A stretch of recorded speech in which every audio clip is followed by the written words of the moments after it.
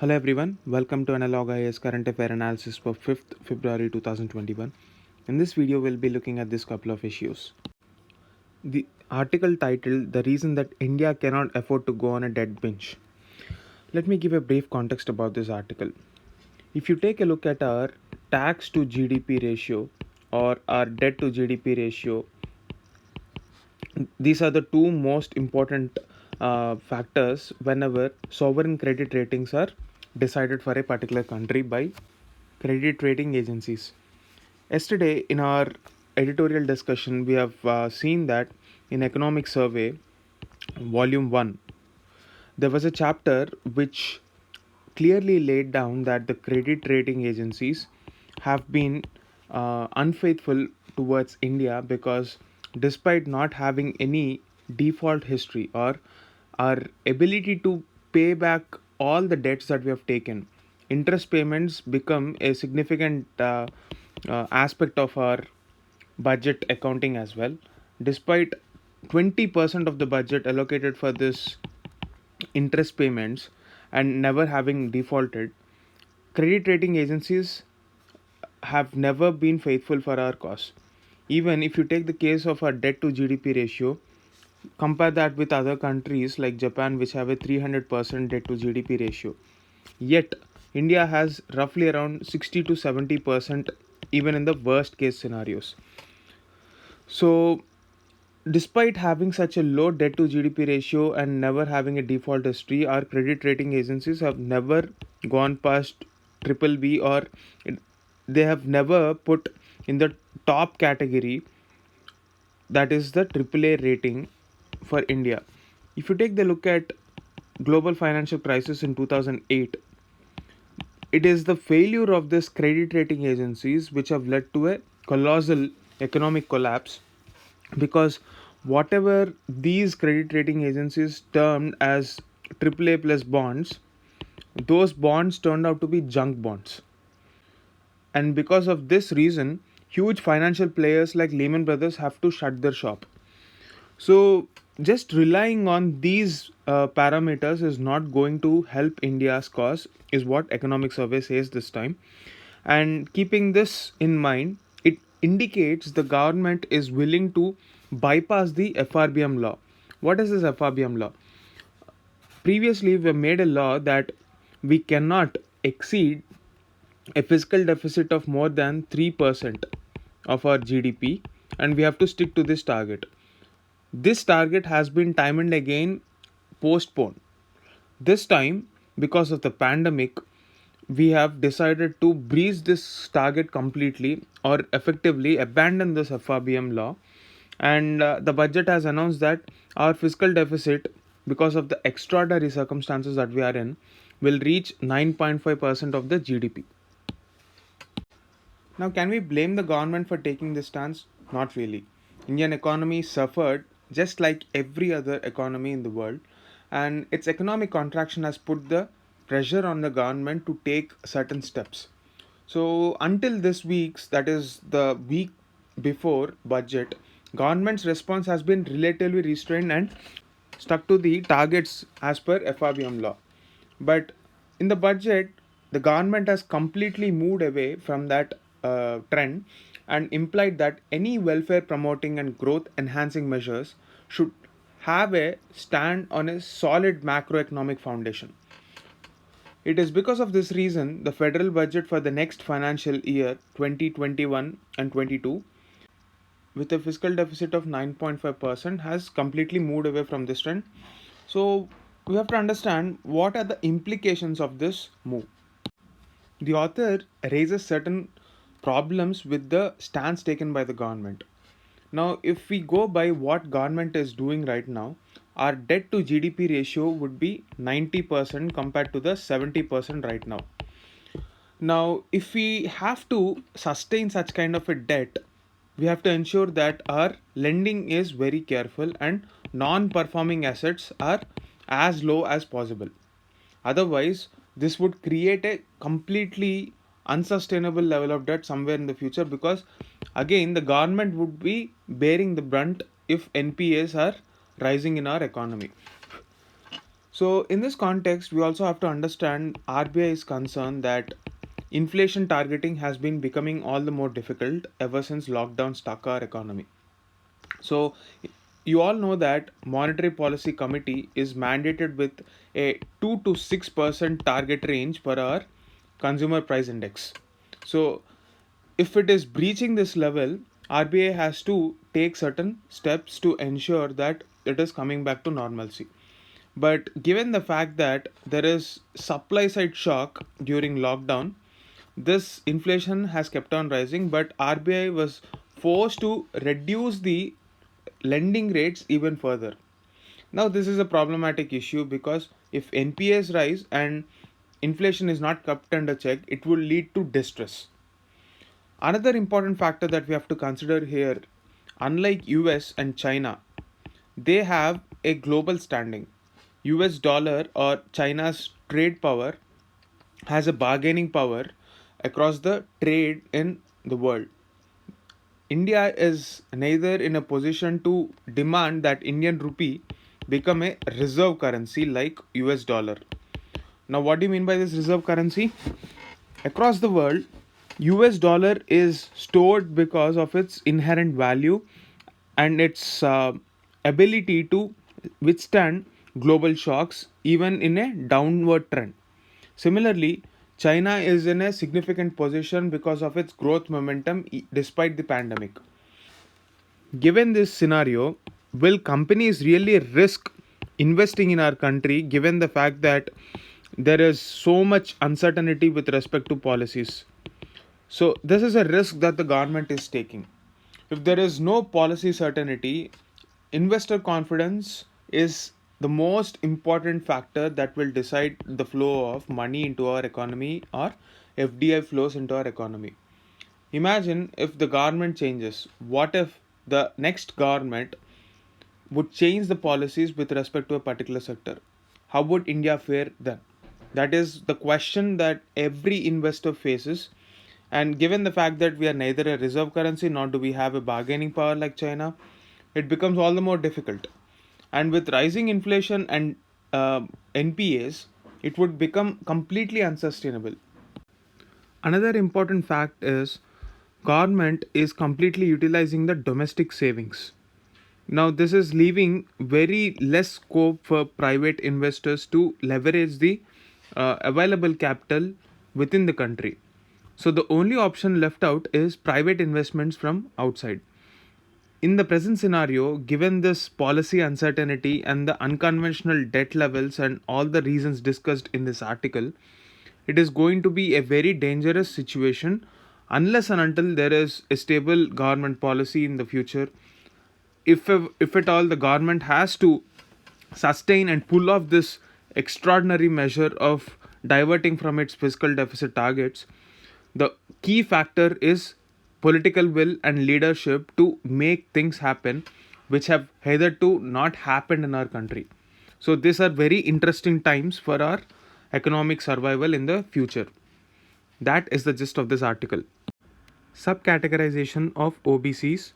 What a commission has found so far is with respect to subcategorization of the other backward classes.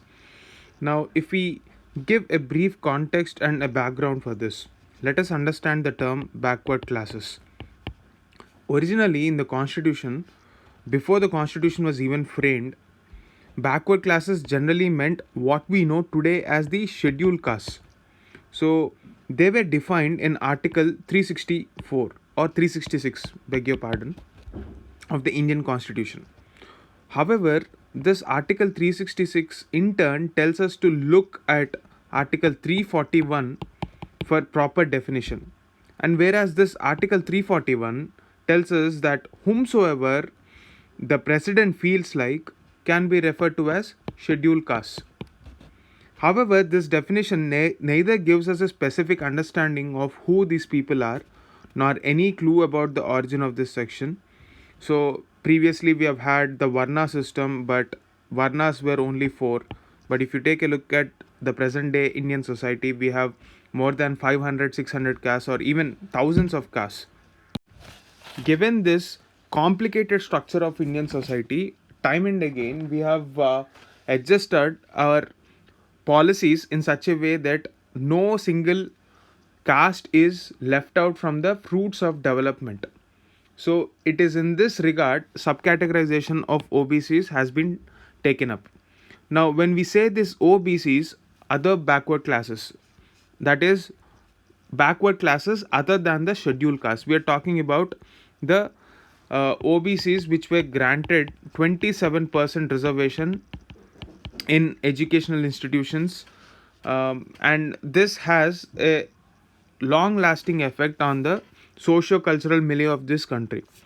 In this context, there was an allegation that only powerful castes within this OBCs were leveraging this 27% reservation in jobs and education, and the other backward classes, which were hitherto not given the benefits of this reservation, continue to remain subjugated on the borderline without having access to this affirmative action, which has actually changed the face of a lot of communities because of this social mobilization agent.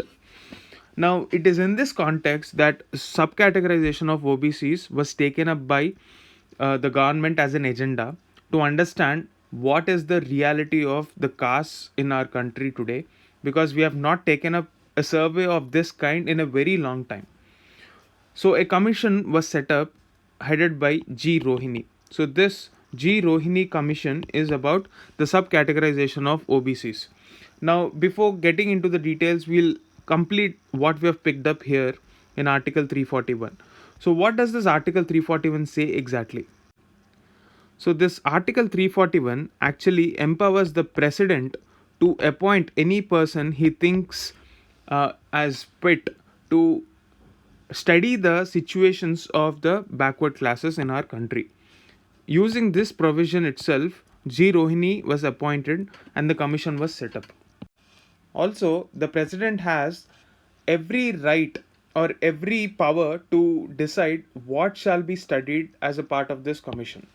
So, the entire terms and conditions and all the matters which are important according to the government will be studied by the commission as directed by the president. So, the president shall cause a copy of the report to be presented with a memorandum explaining the action taken to be laid before each house of parliament. So, that is the background of this. Now, if you have to go back into the OBC reservation category and the history behind it, I'll explain it in a very brief manner. In 1953, there was a commission called the Kalelkar Committee, which was set up to identify backward classes other than SCs and STs, which have acquired constitutional level of protection. Similarly, in 1980, there was a committee called Mandal Committee or Mandal Commission, and it came up with a report which said that OBC population constituted around 52% of India's population, and there were 1257 communities which were termed as backward. It recommended increasing the existing quotas, which were only for SCs and STs, from 22.5%, that is 15% for SC and 7.5% for STs, to the present 49.5% to include OBCs. Now, the central government reserved 27% of the seats in Union Civil Posts and Services for OBC and amended the Article 16 Clause 4 accordingly. So the quotas were again subsequently enforced in central government educational institutions as well.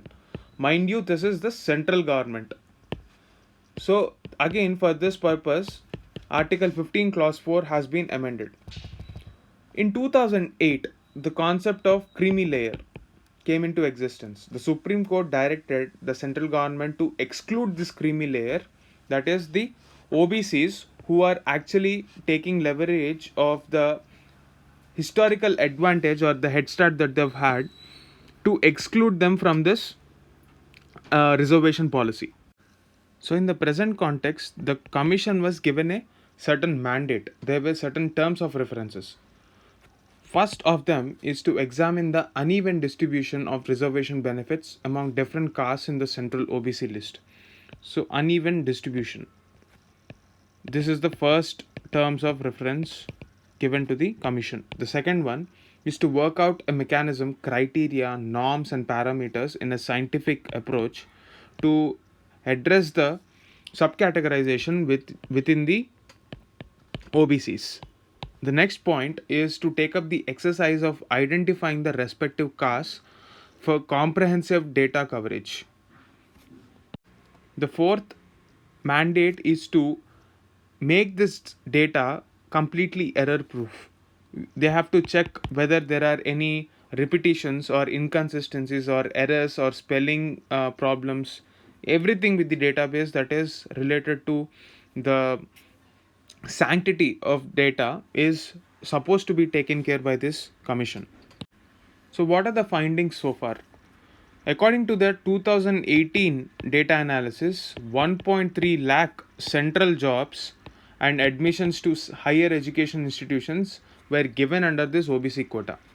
And 24.95% of these jobs and seats have gone to just 10 of the OBC communities. Mind you, Mandal Commission has recognized 1257 communities and only 10 OBC communities have taken away all these benefits. So 97% of all jobs and educational seats have gone to just 25% of all the subcastes classified as OBCs. There are 983 OBC communities, 37% of the total, which have absolutely zero representation in jobs and educational institutions. So 994 OBC subcastes have a total representation of only 2.68%. So this facts give us a picture as to how the advantageous position of a few castes in electoral politics will reflect in caste based political measures. So subcategorization of OBCs is definitely needed to ensure more representation for this 37% of the communities. For example, there was not a single professor and associate professor appointed under the OBC quota in central universities because none were found to be suitable. So all this should be taken into consideration, and justice of social and economic parameters should be given out to these OBCs. That is the gist of this article.